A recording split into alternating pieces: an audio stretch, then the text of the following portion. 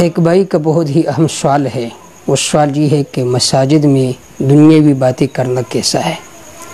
اس کا جواب یہ ہے کہ مسجد عبادت کے لیے ہے، قرآن مجید کی تلاوت کے لیے ہے، اور اس کام کے لیے ہے کہ جس کی وجہ سے آدمی اللہ کے قریب ہو جائے.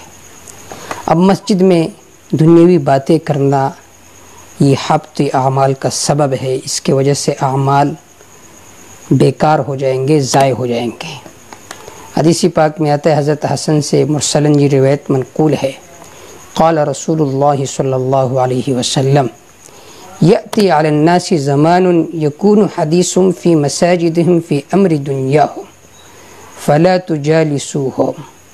آپ صلی اللہ علیہ وسلم نے فرمایا ایک زمانہ آئے گا کہ لوگ مساجد میں دنیاوی باتیں کریں گے، لہذا فلا تجالسوہم، تم ان لوگوں کے ساتھ نہ بیٹھا کرو. امام بیہقی رحمہ اللہ نے شعب الایمان میں اس روایت کو نقل کیا.